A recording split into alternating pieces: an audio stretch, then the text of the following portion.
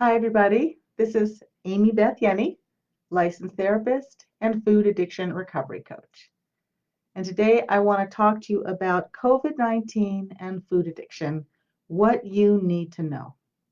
Again, if you're just joining us live, my name is Beth Ienni. I'm a licensed therapist and food addiction recovery coach. And today I want to talk to you about what you need to know about COVID-19 and food addiction.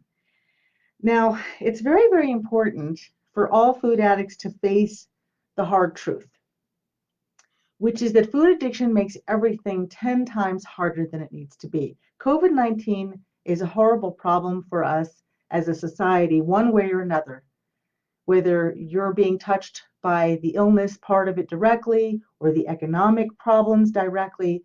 This is obviously a problem for everyone, one way or another. Okay, whatever side you're on, whatever you believe, it is impacting you in some way, probably. Okay, so we want to deal with how food addiction is making that worse and what you can do about it, because you may not be able to do anything about what's going on out there in the world, but you can really do something about what's going on inside of you and in your body and in your mind, in your home. And that's what I really want you to focus on. But first, you have to get real. You have to get real about how food addiction is impacting your life. Okay, so let's start with your mental health. Now, a lot of you, because of the situation going on, you are forced to not work and not do the normal things that you're used to doing. And a lot of you are gaining weight, you're more depressed, you're more isolated. But let's get real. A lot of you were already depressed and isolated and gaining weight before this started. So you were in a bad place before, and you have to get real about that because we want to change the things we can change, right? We can't change the stress of COVID-19, but we can change your response to it. Okay, and the reality is people who are not food addicts, a lot of those people who don't have a horrible addiction, a lot of those people weren't depressed. They weren't gaining weight. They weren't isolated before. So these changes have impacted those people less. So you have to get real that you were already getting in a mental health pit before this thing even started. And it's very important to get real about why that is. Now, I know food addicts tend to say that, they're depressed for a lot of different reasons or anxious for a lot of different reasons. And I'm sure those are actually legitimate reasons to be anxious or depressed. But what you have to take ownership of is that your brain is connected to your body and is in fact impacted by what you're doing to yourself. So that food that you're eating will change your brain chemistry and make you more depressed. Okay, it'll make you react with more depression and more anxiety and more overwhelm and more stress than you would otherwise. Just like an alcoholic may have a lot of very serious things in their lives to be depressed about, but one of the main reasons why an alcoholic would be depressed is that they're actually drinking something that's a depressant and making them depressed. Okay, so as a therapist, it's very important for me to point out to people that it's not all about what's going on in the big bad world. It's not all about that horrible spouse of yours or those horrible kids or those horrible siblings or those horrible coworkers, because look, the world's filled with dysfunctional people. And I get it because I'm in the same world you're in. But we have to take ownership when we're food addicts. And I say we because I'm a recovered food addict. We have to take ownership of what's on our side of the street. And if you're using a drug to alter your consciousness, you're going to pay a price for that. It's very important for you to see it's a very high price. And maybe no one's ever told you that before. One thing I don't like about my fellow beloved therapists is that sometimes they really just haven't done their homework on this stuff. They think that everything is psychological and everything is behavioral, and they don't understand that sometimes that person having panic attacks is having panic attacks because they've had too much coffee. And we need to start looking at what people are doing to themselves, okay?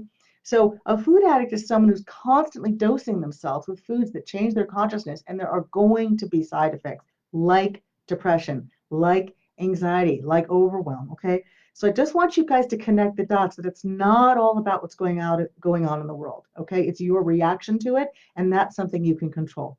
Okay, so that's the first thing I want to talk to you about is your mental health and how food addiction is ruining that directly and indirectly with obviously all the horrible effects of food addiction, which I guess if it's not obvious to you, I'll just name. Obviously, your self esteem is going to be impacted if you are out of control with your food, you're gaining a lot of weight, you can't move the way you want to move, you're avoiding things anyway, it's impacting your social life, it's impacting your marriage, your intimacy. The fact is, it's going to hurt your mental health both directly and indirectly. So it's a double whammy. All right. So I hope you're hearing what I'm saying. Okay, so the second thing that was going south before COVID-19, if you're the average food addict, is you were having trouble with your relationships. If you're married, you were having trouble with your marriage before this thing hit. If you have kids, you were having some trouble dealing with them. Either you were tired and not able to be present, or you were too sick or exhausted or achy to do things, or you actually had some stress with people. And all that was happening already. But now, if you're stuck with people in the house, it may be amplified. Maybe the fact is you didn't really have good boundaries before. You didn't know how to ask for what you needed. You were already doing too much for other people, and now it's gone too far. Now you're really, more and more and more dealing with those marital issues or with those adult children issues or those sibling issues. Okay. So, if you don't have good boundaries and good self care as a food addict going into something like COVID-19, obviously it's going to get magnified during a crisis. Okay, so we have to get real that things weren't going well before. Okay, and addicts who are not actively using a drug, I'm sorry, people who are not addicts, people who are not actively using a drug, often can deal with dysfunctional people in their lives better and have better boundaries because they're not in an altered state. So it's important for you to understand that if you're in an altered state, it's harder for you to be assertive. It's harder for you to set boundaries because you're not thinking clearly, and many of you don't even realize it because you're not thinking clearly. It's a horrible vicious cycle. Another thing that was going wrong before COVID-19 hit and is now worse are your finances. Now, if you're like the average food addict, you've had trouble with spending. You've had trouble with impulse spending, brain fog spending, stress spending, just addictive spending in general because you never really got to your addicted personality roots. You've never really dealt with that. Some of you, because your health is so bad, you actually can't earn as much as other people, or you don't have enough energy or confidence to do your job well. So there actually has been a loss of income. So basically, your financial stability has been impacted for many, many years from your food addiction. And now you were not perhaps prepared for this next blow, which was perhaps, losing work or, running up more bills and so forth because of COVID-19. So the fact is, food addicts are unprepared for crises, unfortunately, because they've already had so many financial problems. And again, it's really important to locate what is at the root of your financial problem. And going forward in the future, what is the biggest threat to your finances? Is it the COVID-19, or is it the fact that your body may fall apart and you don't have good long-term health insurance, which most people don't? And who's going to take care of you? I mean, so think about what are the real issues with your finances in the past and what will they be in the future? And does that really have anything to do with COVID-19? Or is COVID-19 just the straw that breaks the camel's back for some of you? Okay, so again, trying to get real of locating where are the biggest problems in your life. And the biggest problems, if you're a food addict, are looking at you in the mirror. It's that addiction and your inability to get a handle on it. Okay. And of course, health issues. Now, I think it's very, very scary if you're someone who's obese and possibly has diabetes and is on a lot of medications for different things, has a lot of mystery illnesses that are associated with overweight and overeating, autoimmune issues, a lot of food related issues out there. If you're already not healthy, this COVID-19 thing may be scary to you, and for good reason. Okay, especially if you're older. Okay, but we have to get real. If you were in better health, you would be probably less worried right now, right? And so the fact is, we have to face these things when we're addicts, or else we're never going to get better. We have to face, why are we unhealthy? Is it really just genes? Is it really just genetics? Is it really just, oh, hormonal changes? Or is it that you're a food addict and you're out of control and you're not able to deal with the hand you were dealt? Look, we were all dealt with genetics and hormones, right? But some of us have learned to accommodate that with food and lifestyle, and some of us have not. Addicts, of course, can't accommodate those changes, right? So it's really the addiction more than the genetics that's actually in the hormones. That's actually what's going on, and you have to face that. Okay? So truth can be very healing. So just imagine where you'd be right now in your life if you did not have an active food addiction and you had mental clarity, you had peace, you were generally in a good mood, and then this thing happened, right? Wouldn't it be different for you? Think about it. If you already had some decent, stable relationships in your life and you didn't have overwhelm in any of these areas, if they were functional, your family relationships and so on, this would not be as bad, right? This time, this COVID-19 time. And same if your money had been good for decades. Same if your health had been good, right? So you just have to imagine, what would life be like if I didn't have a food addiction? Wouldn't this time in my life be completely different? And the answer, of course, is yes. So I know this can be on the surface a depressing topic, but you have to understand the whole point of talking about all this negative stuff is to wake you up. And once you get woken up, you can start to take action on the real problem. Instead of going to therapy and talking about your mother again or your husband again, why not get to the root of your problem, which is your food addiction, right? Instead of just complaining to everyone about how horrible you feel and how horrible everything is going, why not get to the root of the problem? Okay? So here's the thing. A lot of you have heard that in order to get better from an addiction, you have to hit some kind of a bottom. Okay? If you're there now, that's good news. It's good news to be in pain when you have an addiction. It's not good news to not be in pain, because then you're never willing to do anything to get better.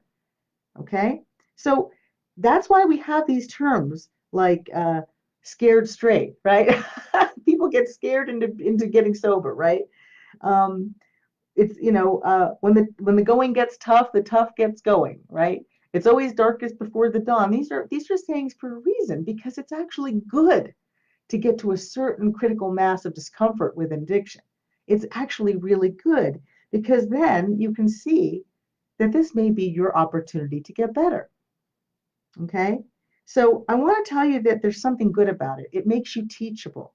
When you have a feeling of desperation in your life, you start to open your mind and you to new ideas, and you're teachable.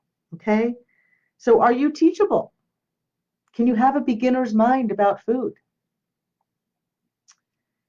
And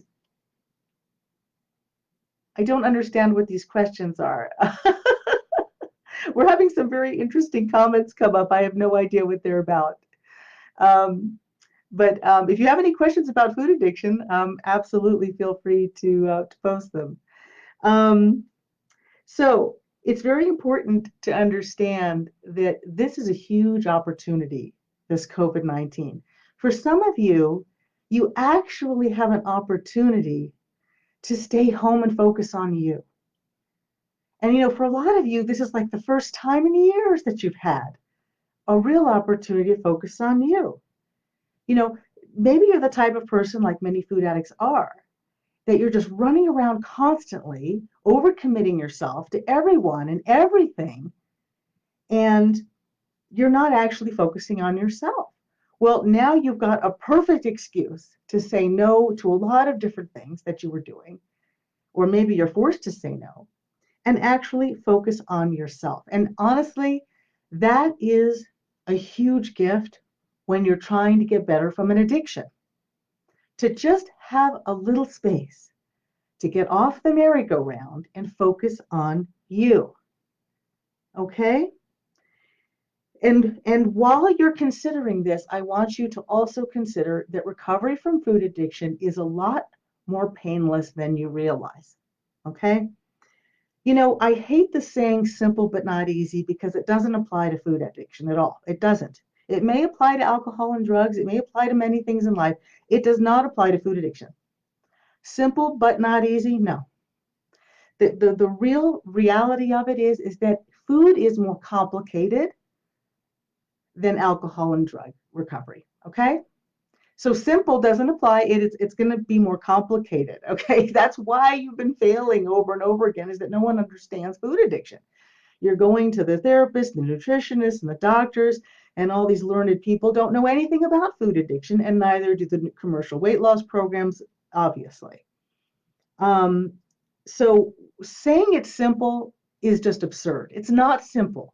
There are about, thousands of different foods out there, and multiple of that of ingredients out there.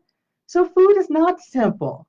Okay, so let's stop saying it's simple. It's not simple, but it can feel easy to be in recovery once you have the right information and support. And that is the big message I have for you today, is that as grim as life can feel right now, if this helps you to get to your recovery, then I say thank goodness for it.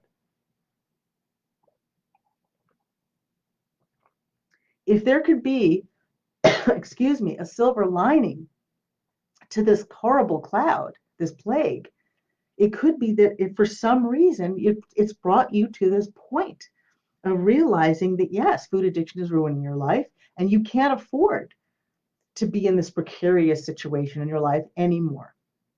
And so it's brought you to this moment of clarity and decision, and that's a good thing. And it's very, very important to see that recovery is possible for you. It is possible for you, even if you have failed 100 times.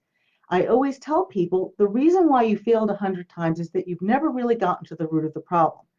I would say 90% of you have never even tried to get help for food addiction. You've gone to a therapist, and I'm a therapist, but I'm trained separately in food addiction, which is very unusual, very, very unusual. I have never met another therapist who was trained exactly the way that I have been trained. Not even one therapist out there. There might be a couple who talk about food addiction, but they don't do what I do. So it's very much a needle in the haystack to find a therapist that understands this. Doctors are definitely not trained in it, commercial weight loss programs and all that. So there's a reason why you have failed. The 10% of you that tried to get help with food addiction, unfortunately, you went to a place that was not professional, or it was one size fits all, or just very dysfunctional. So the fact is, there's no reason to feel hopeless or helpless. There is help available, but the fact is, it is a needle in the haystack out there, and I think you know that, but I don't want you to blame yourself for that. It's not your fault that our society doesn't understand food addiction. That's not your fault because you tried, right? Let's face it, food addicts are smart, caring people who really try hard to jump through all the hoops and to do all the steps and the tracking, and they buy all the things and they do all the things, and they really, really try their hardest to follow the directions that, of course, would never work for any food addict. Okay? Restricting calories does not work for food addiction recovery. Restricting portions does not work for food addiction recovery. Having absurdly over restrictive plans where you have to spend all day in the kitchen, that doesn't make any sense. Having to go to a bazillion meetings and make a million phone calls doesn't make sense. Okay? So the fact is, what you've tried to do doesn't work. Oh, also, this all or nothing kind of we don't eat whole food groups thing doesn't work either. Okay, so please don't beat yourself up or blame yourself for all the failures. I want you to have a little hope today. There is a fairly painless way to get out of this addiction quickly and permanently. Okay, let me say that again. There is a fairly painless way to get out of this addiction quickly and permanently. And if you're like most of my clients, you're saying right now, Sure, I believe that, as if. And that's okay. But if you have a mustard seed of faith, then that's all we need. Okay? We don't need you to get it. We just need you to believe it's possible. Okay? But here's the thing. Ultimately, only you can decide to get better. And what I hear from a lot of you is you're just not sure if you believe it's possible. You're just not sure it's the right time. You're just not sure you're ready. You're just not sure it's worth trying again. You're just not sure. And my concern is that depressed stuckness is going to kill you. That is my concern. That's why in my webinar I talk about the frog in the pot. It's an urban myth that if you put a frog in a pot and you turn up the heat slowly, it won't jump out of the pot because it won't realize that it's going to be boiling to death. And then, of course, it boils to death. And maybe by the time it realizes it's getting hot, well, it's too late. It can't jump out anymore. It's paralyzed. It's too late. This is my concern with the people who are so hopeless and so deflated and so helpless and hopeless that they just are stuck and they think, well, I'll just stay where I am and I'll just, wait and see what happens. And maybe I'll go back to that commercial weight loss program, or I'll go back to my therapist, or I'll try the keto challenge again. My concern is by the time you realize you're boiling to death, it's going to be too late to jump out of the pot. So I want for each one of you who's listening to me, if you know that you are in trouble because of food addiction, I want you to seriously consider reaching out to us. We offer free calls to anyone who is serious about getting professional help today, not tomorrow, but today. Okay? To get better, you have to be decisive. You have to fake it till you make it. You may not feel decisive, but you have to be decisive. You have to take action. You can't just think about it. Okay? So if that's you, I want you to reach out to us. We get on the phone with you for about an hour. We ask you what's going wrong with your food and your health right now. We ask you what your goals are. And if we think we can help you, we tell you what we do. If we don't think we can help you, we'll be honest and we'll tell you that too. Either way, it'll be the best hour you've ever spent getting real about your addiction. So if you're interested, I will put in the comment section a link you can click to book a call, or you can just go to amybethcall.com. That's Amy, A-M-Y, Beth, B-E-T-H, call, C-A-L-L.com, amybethcall.com. And I look forward to talking to you.